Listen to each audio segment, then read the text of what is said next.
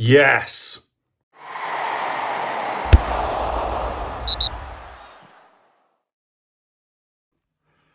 Hello team, how are you all keeping? Welcome back to Newcastle Fans TV.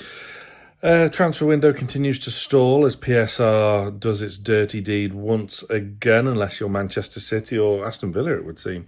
It seems all spending elsewhere is curtailed somewhat. One possible deal that's still to go through. I mean, look, I know the Lloyd Kelly deal is there, but to be honest, hand on heart, I don't think there's anything in it. I don't think it'll happen. One that very much looks as though it will be happening is Miguel Almiron is set to go back to Atlanta for around £10 million. Fair enough deal. I mean, what was he signed for? 24. Net spend of 14 mil. How long's he been here now? 5-6 years. And he's done, in that time, he's had his fair share of moments. Who can forget that season he had when we finished fourth, that hot streak he was on? And look, unforgettable memories of him scoring the opener against PSG and so on. That's going to leave us threadbare in the attacking third. There's no two ways about it. Speculation continues to swirl whether or not we can get anyone in. And if we can't, is it the right decision to let Miggy go? From a business proposition, you would say yes.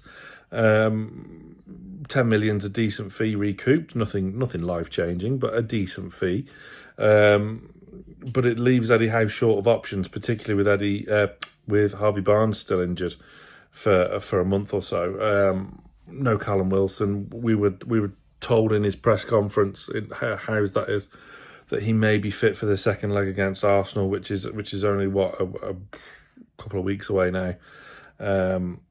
But it's just so unreliable, isn't it? So that leaves Murphy and Gordon as our first choice wingers, and then it's that unbalanced side of things that do you shoehorn in Joe Linton there? Do you put Joe Willock there?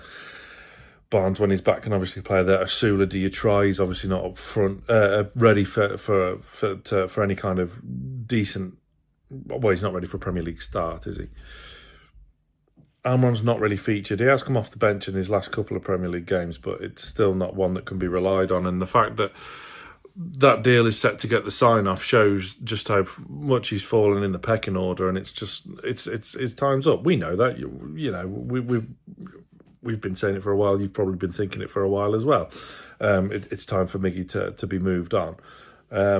One thing that does play on my mind a little bit that the club may be considering, and look, we will never be told that, yes, this is what we're going to do. You don't want the club to spill their own transfer policy and what they're doing. Craig Hope reported the other day that Takefusa Kubo, who, is a name that I've mentioned a lot over the past 18 months, has been offered to Newcastle reportedly. If we were to sign him this January, then we'd need someone else to leave other than Almiron.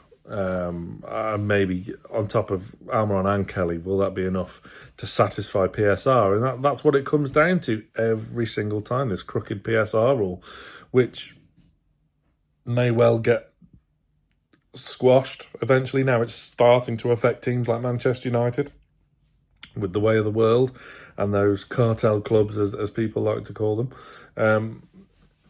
But look, it is the right decision to move on, to move Miggy on. But if a couple of injuries and all of a sudden we're threadbare, I mean, it's all right for Bournemouth, obviously, as we saw the other week. But when you're fighting on three fronts, and we are fighting on three fronts, Carabao, FA Cup and Premier League, to try and get back into the Champions League, it is one of them where you think, well, we do need to bolster our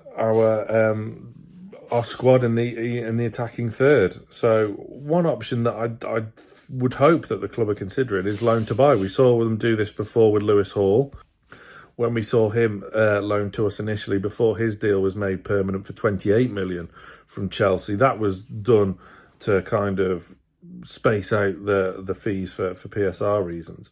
We know that come this summer, as things stand, we've comfortably satisfied PSR. There's no need to be selling a Miley or a Sanusi for that pure profit reason. Maybe Longstaff is one that could be moved on. Now we have that settled midfield three, and now especially Miley's coming through, Willock's still there. We've got the balance, which was what Longstaff provided before, but now we have found that balance with Tonali moving into the six. It's one of them where maybe a loan to buy deal could be there for Kubo. He has a release clause, whether or not a small loan fee could be paid up front for the rest of the release clause could be paid in the summer. I don't know. And it doesn't have to be Kubo. Bakayoko, there's been Bakayoko Akalushu, who plays against Aston Villa in the Champions League tonight, if you want to check him out.